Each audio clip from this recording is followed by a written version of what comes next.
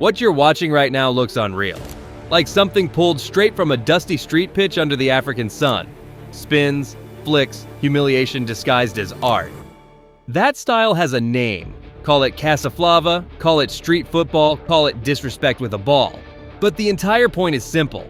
Break your opponent's soul, not just his ankles. And if you think this kind of football could never survive in Europe, think again. Because half of what you just saw didn't happen on concrete. It happened under Premier League floodlights. This is Yannick Bolasie, the man who smuggled African street football into English stadiums. Defenders didn't just struggle against him, they froze. They stood there, confused, trying to process what had just happened to their careers. Fans were just as stunned, chanting in disbelief, asking if he'd somehow turned Brazilian overnight. Before everything went wrong, Bolasie wasn't just entertaining, he was untouchable. People joked that FIFA would have to invent 6-star skill moves just for him. At his peak, he became the second most expensive African footballer in history. And the craziest part? His story is almost as unlikely as Jamie Vardy's. Maybe even crazier. Because despite growing up in England, by the age of 16, Bolasie had never trained at an academy. Football wasn't even the dream. Music was. He wanted to be a rapper. But one random day, watching Thierry Henry glide across the TV screen, something clicked. He thought, maybe I'll try this football thing. 4 months later, he was already bored. So he quit. No academy, no pathway, no plan. Instead, he played semi-pro football, earning £20 per match, plus a free burger every time he scored. And just like that, he was ready to walk away again. The next chapter was supposed to be normal life, working as a carpenter for his girlfriend's father, giving up on a dream that never really started. Realistically, the odds were zero, except for one detail that changed everything. Football was in his blood. Though born in France, Bolasie moved to England as a baby, and his African cousins came with him. And this wasn't coincidence. It was genetic. 3 of them became professionals, proper ballers. One of them, Lomana Lualua, yes, that Lualua from Newcastle. And when one of their friends got injured at a club in Malta, a favor was called in. A last chance trial. One final roll of the dice. Before we go any further, if you love stories about footballers who defied every odd stacked against them, hit like and subscribe right now. These are the stories mainstream football never tells. Somehow, Malta worked, but what happened next was even crazier. Alone, bored, and with too much free time, Bolasie did something nobody else was doing back then. He recorded his matches. He edited his own highlights. He uploaded them to YouTube. Then, almost as a joke, he sent them to his cousin's agent. That link changed everything. Those clips spread like wildfire. Suddenly, clubs across Europe were calling. Hoffenheim, Sturm Graz, Leicester, Plymouth, offers from everywhere. In the end, he chose Plymouth. Not for glory, but because he just wanted to go home. Ironically, at the time, Plymouth looked like the smarter choice than Leicester. But reality hit fast. The club didn't trust him, didn't believe he belonged at that level. Loans followed, rejections piled up, a trial at Dagenham failed, time ran out, and in the cruelest twist of fate imaginable, Bolasie was sent on loan to the very same non-league club whose academy he had walked away from years earlier. Full circle, rock bottom, again. And this was only the beginning. And the reason it didn't matter was simple. Yannick Bolasie was doing something numbers could never capture. Every single time he stepped on the pitch, defenders panicked. Teams didn't game plan around stopping goals, they game planned around stopping him. Fullbacks doubled up, midfielders dropped deeper, entire defensive shapes warped just to survive his chaos. That kind of influence doesn't show up on a stat sheet, but managers see it immediately.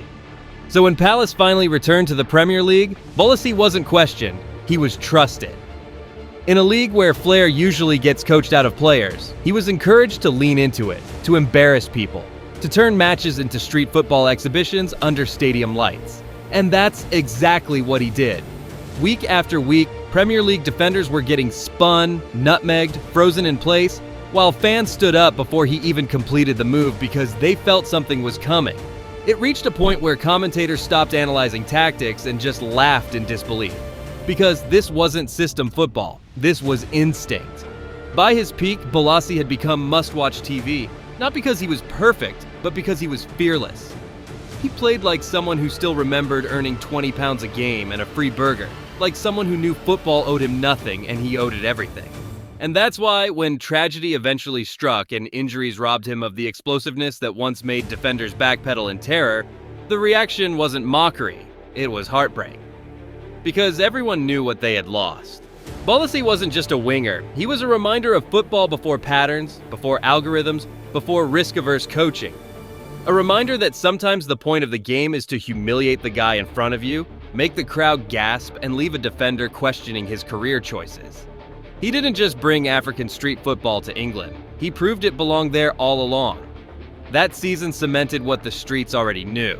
Yannick Bolasie wasn't just surviving at the top level, he was redefining what flair looked like in the Premier League. Every week felt like an experiment in chaos. Defenders backed off not because they were scared of pace alone, but because they had no idea what was coming next. A step over that turned into a drag back that became a roulette that somehow ended with a nutmeg and a roar from the stands. Palace weren't supposed to play like this, not with their budget, not with their expectations, but Bolasie forced the league to watch. Managers started doubling up on him, then tripling. Fullbacks stopped overlapping because they were terrified of being isolated one-on-one, and still it didn't matter. Even when his numbers didn't scream superstar, his influence was undeniable. He bent games without needing to score, dragged teams forward by sheer audacity, and turned Selhurst Park into a stage where anything could happen. By now, the reputation had spread beyond England. Opponents didn't just prepare for Crystal Palace, they prepared for Bolasie clips, grainy YouTube videos, and training ground whispers about skills that shouldn't work, but somehow did. And yet, for all the joy and freedom, football always demands a price. The injuries started creeping in, small knocks at first, then longer absences, moments where the rhythm was broken and the magic came in flashes instead of floods. Still, even then, every time he stepped back onto the pitch, you could feel the anticipation rise. Because Bolasie didn't need 90 minutes, he only needed one moment. One defender leaning the wrong way, one crowd holding its breath, one touch that reminded everyone why he mattered. That's the thing about players like him. They don't fit clean narratives. They're not academy-made, not perfectly polished, not built for spreadsheets and models. They come from streets, from boredom, from instinct, from a love of embarrassing the man in front of you more than scoring the goal itself. Bolasie carried that spirit from non-league pitches to Malta, to YouTube compilations, to the Premier League, and even when the spotlight dimmed, the legacy stayed loud. Because long after the tables change and the seasons blur together, fans still remember the feeling. The gasp before the skill, the laugh after the defender fell, the realization that football at its core is meant to be fun. And for a few unforgettable years, Yannick Bolasie made the best league in the world feel like a street game again. But football has a cruel way of reminding you how fast everything can change. Because the moment Bolasie arrived at Everton, the magic that once felt untouchable began slipping through his fingers. New club, new pressure, new expectations, and suddenly the freedom that once defined him was gone. Ronald Koeman didn't want a street footballer. He wanted structure, discipline, patterns, and Bolasie had built his entire career on breaking patterns. Then came the moment that shattered everything. September 2016, a Europa League clash against Manchester City, one awkward landing, one torn ACL, and just like that, the player who terrorized defenders for fun was gone. Not benched, not out of form. Gone. He would miss over a year of football, and when he finally returned, the league had moved on without him. And this is where I want you to pause for a second. Because if you're enjoying stories like this, stories that show how thin the line is between superstardom and obscurity, make sure you subscribe, like, and stay with this channel, because football history is full of legends you almost forgot, and stories that deserve to be told properly. When Bolasie came back, Everton had changed managers, systems, identities. The league was faster, tighter, less forgiving. The tricks were still there, the confidence too, but the explosiveness was gone. That half second that once made defenders panic had vanished. Loan spells followed. Aston Villa, different shirts, same questions. Every time he stepped on the pitch, fans hoped to see that Bolasie again. The one who made defenders freeze, the one who played like football was a playground. But it never fully came back. Not because he forgot how to play, but because football at the top level doesn't wait for anyone.